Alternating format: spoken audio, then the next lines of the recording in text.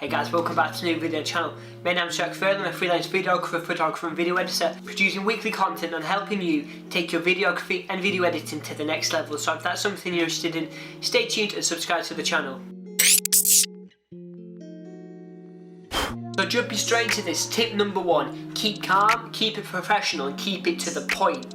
With this tip I'm talking about, don't be talking to your client or your customer as if you're talking to one of your bros down on the club or down at the bar. Don't be saying, hey yo, what you saying my G? You're trying to bust man some money still. You don't want to be talking like an absolute buffoon, right? You want to keep it professional, say hello, my name's Jack. This is the services that I offer, what can I help you with today? Are you looking for photography, videography, that sort of stuff. Keep it professional, but also keep it to the point. You don't want to be waffling.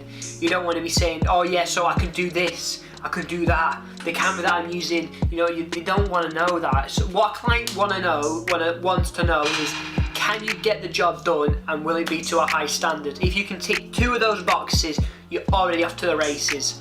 But if you just keep waffling and you're not keeping it professional and you're giving a bad first impression, you're not going to get the client, my friend, or you're not going to keep the client. So if you've got the client, you've done the job, but the way you become a successful freelancer is by keeping recurring clients. If you lose a client because of some bad behavior or something like that, they're going to go with someone else. So make sure you keep it professional and keep it to the point. Don't be waffling, don't be talking to them as if your girlfriend or they're your mates down at the local pub or something. Keep it short and sweet and keep it professional, guys. Tip number two is deliver on your promise and over deliver as well. If they're looking for some behind the scenes shots of, let's say, a music video, go above and beyond. Say, I can provide you with, like 2, 3, 4 clips of the raw clips.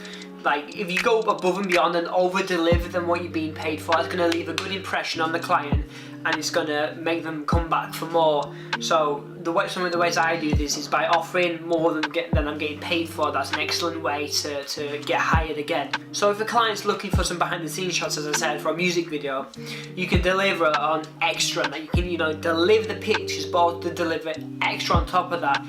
More than give without expectation, and it'll come round tenfold. It'll pay in dividends. I've delivered, I've done video editing before for people in the past, and I've provided more than what I was getting paid for, and because of that, they're now still a client to this day. I've been working with them for years. The over deliver, guys. Keep it to the point and understand what they're asking for. And the counter flip of that, I guess you could say, is don't just be like the yeah sure guy. Make sure you understand, ask a lot of questions. Clients love it when you ask a lot of questions because it means that you're involved in the projects.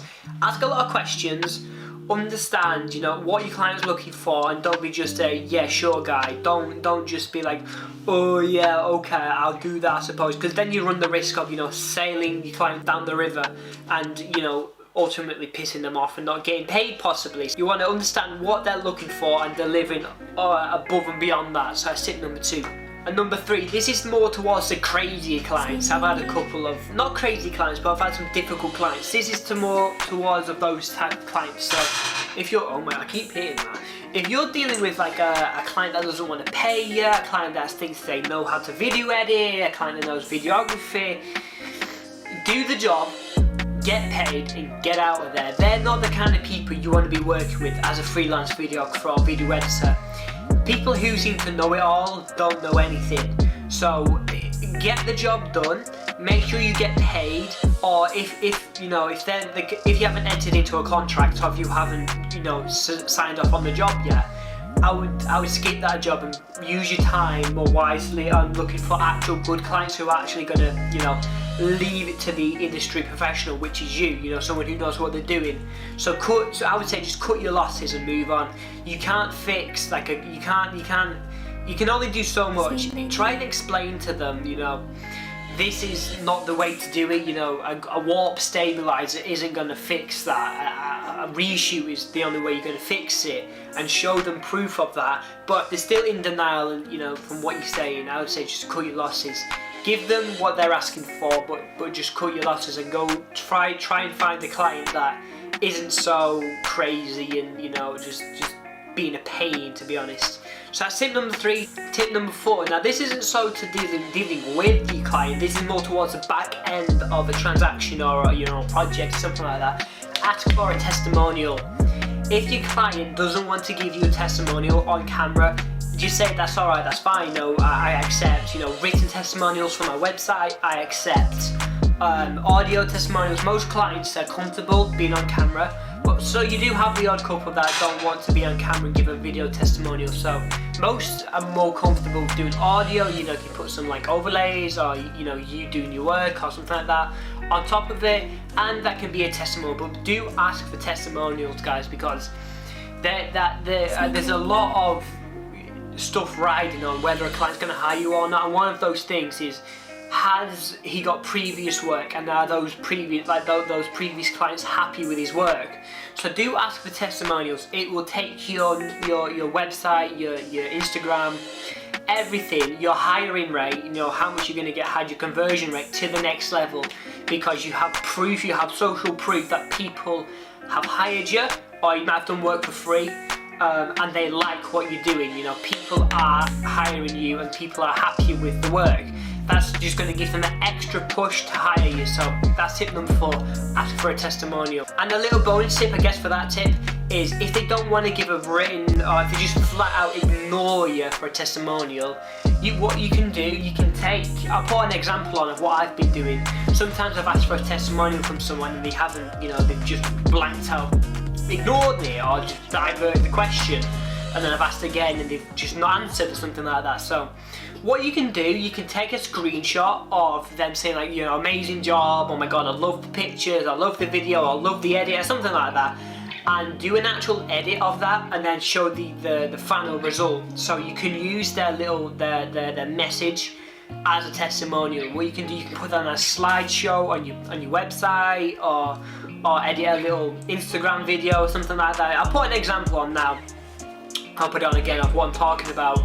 You can do there's things you can do when they don't go your way, if that makes any sense. So if they don't want to give you a testimonial, that's fine. Just go take a screenshot of them saying, I love the pictures, or I love the video, something like that, and edit a little, thing like that, or put it on like a slideshow on your website for your testimonials or something like that. So that's a bonus tip. And tip number 5 is, get your contract sorted. If you don't have your contract sorted, or not even your contracts, if you don't want to have your contracts, or you may be fairly new to videography, video editing, what you can do, I've heard horror stories of people not being paid, clients withholding money, for whatever reason, or they just flat out take the work and run for the hills. Having your contracts binds them legally to pay you, and it binds you legally to provide a high quality work. And I'm not saying you're not delivering high quality work, I'm just saying that it forces them and you to live up to a certain standard, and it guarantees that they have to pay you. Unless, some people don't, they sign a contract and they don't pay you, then you can take them to court and the law's on your side. But another way that you can get around it, if you don't necessarily want, if you don't have the confidence to, ask people to sign a contract, one thing you can do it without a contract. But what you can do, you can slap your watermark on the final edit, whether that be a picture, video, or an edit.